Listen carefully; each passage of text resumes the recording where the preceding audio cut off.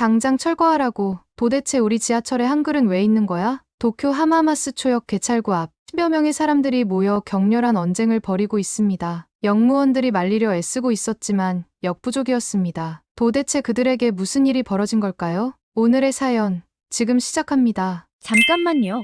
1초면 가능한 좋아요 버튼을 눌러주시면 영상 제작에 큰 힘이 됩니다. 저는 신주쿠 골든가이 거리에서 3대째 이자카야를 운영하고 있는 나카무라 사유리라고 합니다. 할아버지 때부터 이어온 나카무라 이자카야는 제 자부심이자 우리 가족의 역사예요. 32년 인생의 절반 이상을 이 가게에서 보냈다고 해도 과언이 아니었죠. 어릴 적 저는 아버지의 해외 발령으로 5년간 한국에서 살았던 적이 있어요. 그때 배운 한국어는 지금도 가끔 도움이 되곤 하죠. 특히 요즘처럼 한국인 관광객이 늘어나는 시기에는요. 작년에만 3천만 명이 넘는 관광객이 일본을 찾았다고 하더라고요. 하지만 모든 게 순탄했던 건 아니에요. 제가 상인회 부회장을 맡게 된 건 2년 전이었는데 그때만 해도 이렇게 관광객이 늘어날 거라고는 상상도 못했답니다. 코로나로 한창 힘들었을 때였죠. 거리는 텅 비어 있었고 많은 가게들이 문을 닫았어요. 우리 가게도 할아버지 때부터 이어온 전통 메뉴만으로는 더 이상 버티기 힘들다는 걸 실감하고 있었습니다. 그러다 우연히 한국인 관광객 가족이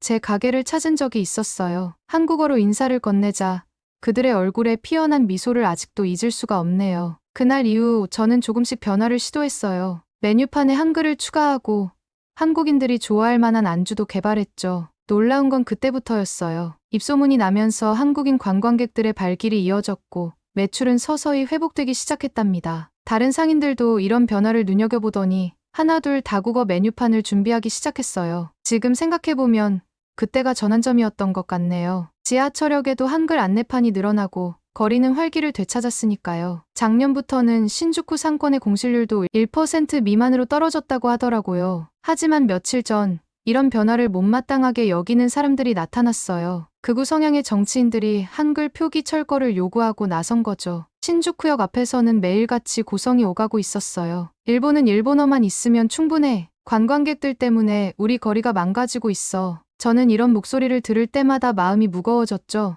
20년 전 제가 한국에서 느꼈던 그 따뜻함을 잊을 수가 없거든요. 서울 지하철에는 이미 그때도 일본어 안내가 있었고 아무도 그것을 문제 삼지 않았죠. 그러던 어느 날 상인회 회의가 열렸어요. 한글 표기 문제를 놓고 격론이 벌어졌죠. 제가 가진 경험과 데이터로 설득해보려 했지만 쉽지 않았답니다. 나카무라 씨, 당신은 너무 젊어서 몰라. 그날 오래된 상점 주인들의 한숨 섞인 목소리가 아직도 귓가에 맴돌아요. 하지만 저는 잘 알고 있었어요. 이미 세상은 변하고 있었고 그 변화 속에서 제가 할 일이 있다는 것도요. 그날의 상인회 회의 이후 신주쿠 골든가이의 분위기는 미묘하게 달라지기 시작했어요. 제가 한글 메뉴판을 처음 도입했을 때만 해도 주변 상인들은 반신반의하는 눈치였죠. 시모키타자와나 키치조지 상점가처럼 우리도 변화가 필요하다고 말했지만 대부분은 고개를 저었답니다. 우리는 전통을 지켜야 해. 외국인들 때문에 상점가의 정체성이 흔들리면 안 돼. 그런 걱정 속에서도 저는 조금씩 변화를 시도했어요. 한글 메뉴판은 시작에 불과했죠. 가게 앞에 한국어로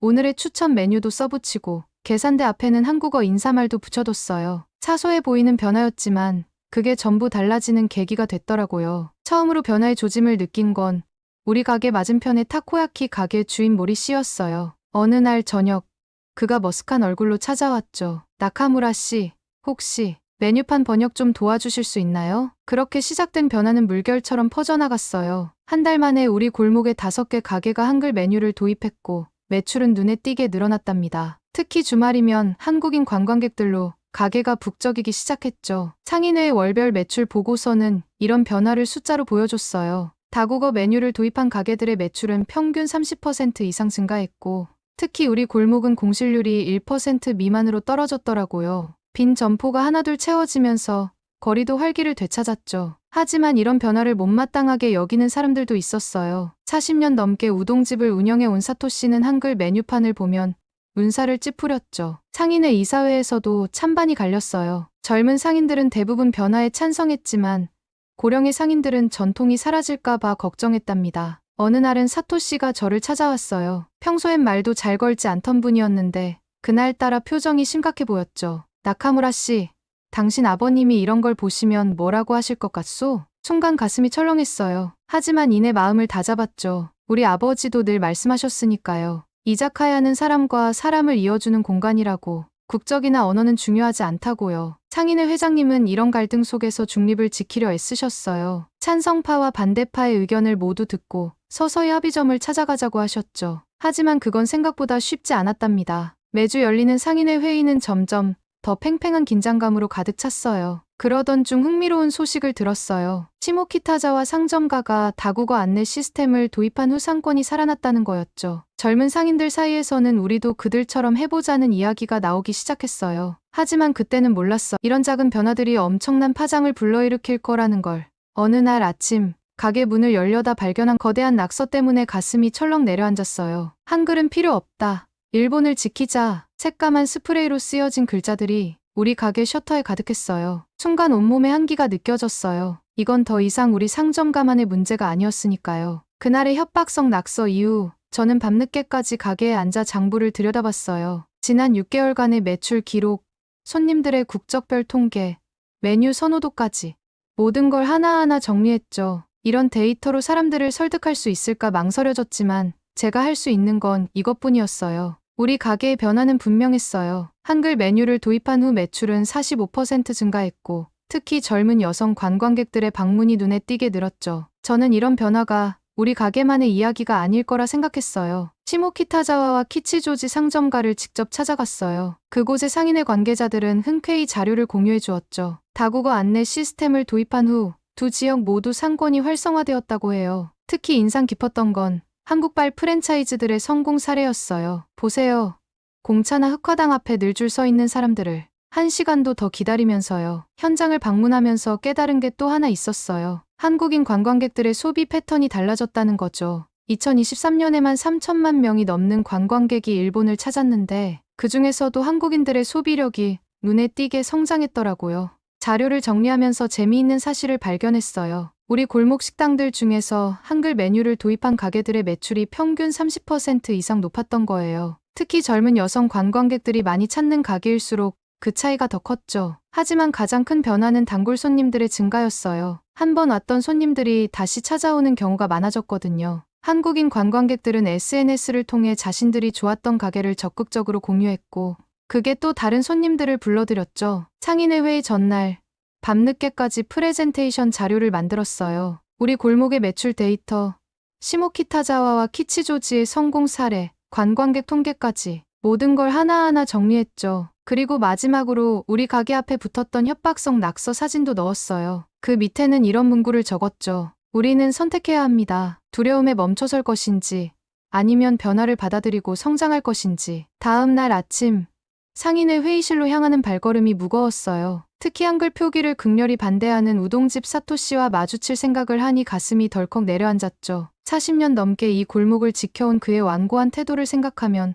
더욱 그랬어요. 하지만 이제는 더 이상 물러설 수 없었어요. 숫자는 거짓말을 하지 않으니까요. 상인회 회의실은 평소보다 훨씬 긴장감이 감돌았어요. 제가 준비한 프레젠테이션이 끝나자 잠시 정적이 흘렀죠. 하지만 그것도 잠시였어요. 나카무라 씨, 그런 숫자 노름보다 더 중요한 게 있지 않습니까? 사토 씨가 자리에서 벌떡 일어났어요. 그의 손에는 신문이 들려 있었죠. 여기 보십시오. 오노데라 의원님의 말씀이에요. 한국인들은 자신들이 영어를 잘한다고 자화자찬하지 않습니까? 그런데 왜 우리가 한글 표기를 해야 합니까? 사토 씨는 트위터 게시물을 프린트해서 돌렸어요. 홋카이도현 의원이 올린 글이었죠. 도쿄 모노레일 전광판에 한글 표기를 비난하는 내용이었어요. 이건 시간 낭비입니다. 우리의 정체성을 지켜야 해요. 샤쿠타 선생님도 말씀하셨잖아요. 한글로 된 안내판을 보면 구역질이 난다고. 회의실이 술렁였어요. 사토 씨의 발언은 계속됐죠. 이 기분 나쁜 글자들을 우리 거리에서 모두 없애야 합니다. 게다가 요즘은 한국인 관광객도 줄고 있다면서요?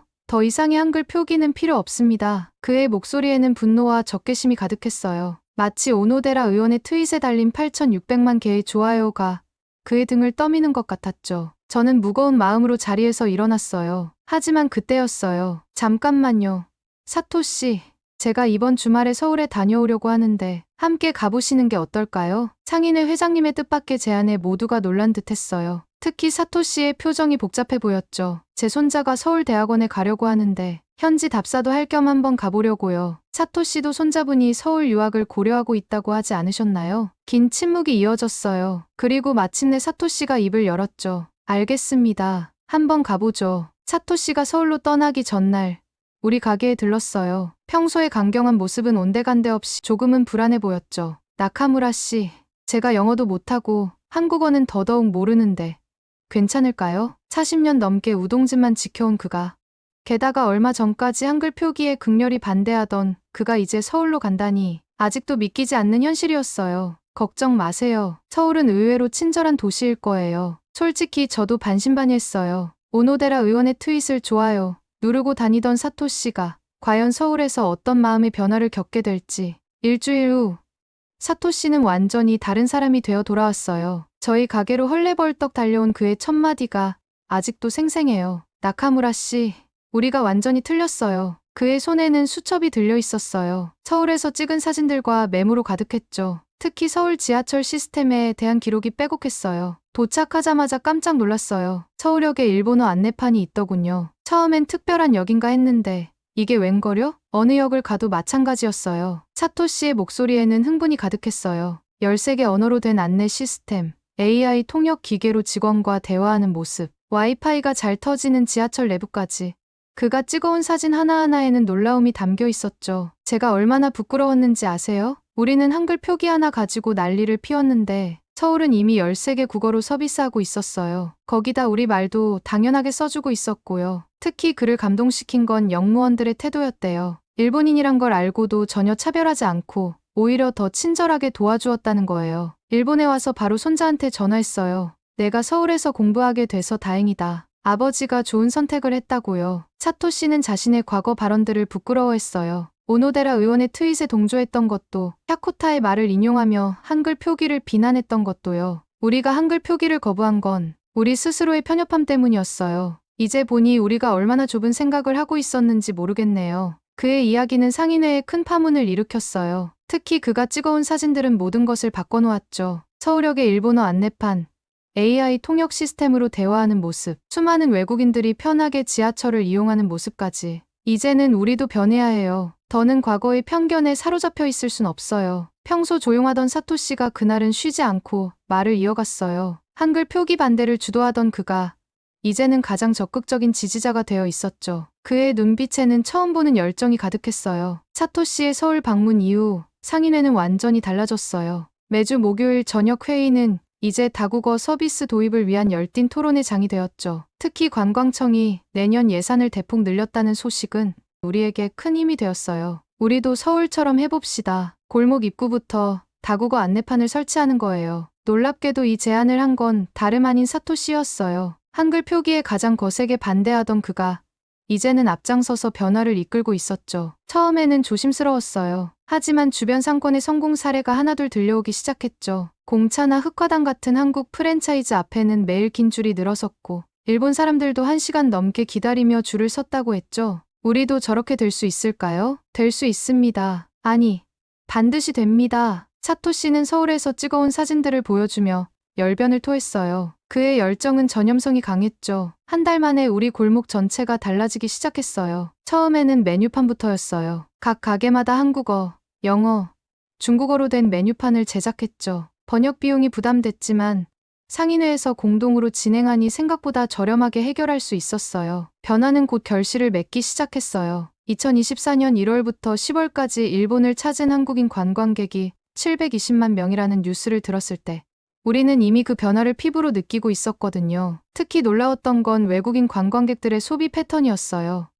2023년에는 관광객들의 총 지출액이 5조 엔을 기록했다고 하더라고요. 이건 코로나 이전보다도 높은 수치였죠. 손님들이 메뉴를 보면서 웃어요. 자기 나라 글자가 있다는 게 그렇게 반갑나 봐요. 40년 된 우동집 주인 사토 씨의 말에는 자부심이 가득했어요. 이제 그의 가게에는 한국인 단골도 생겼대요. 변화는 거기서 그치지 않았어요. 상인회는 더 큰 그림을 그리기 시작했죠. AI 통역 시스템 도입을 검토하고 한국의 선진 관광 시스템을 벤치마킹하기로 했어요. 우리도 할 수 있습니다. 아니, 해야만 합니다. 상인회 회의에서 사토 씨가 외친 이 말은 이제 우리 골목의 슬로건이 되었어요. 전체 방일 외국인 관광객이 3천만 명을 넘어섰다는 소식에 우리는 더욱 신이 났죠. 얼마 전에는 재미있는 일이 있었어요. 오노데라 의원의 그 유명한 트윗을 비꼬듯 사토 씨가 자신의 SNS에 올린 거예요. 우리 가게 앞에 한글로 된 메뉴가 걸려 있습니다. 손님들의 웃는 얼굴을 보면 이게 얼마나 현명한 선택이었는지 알 수 있죠. 우리는 이제 알고 있습니다. 서로를 이해하는 것이 얼마나 중요한지를.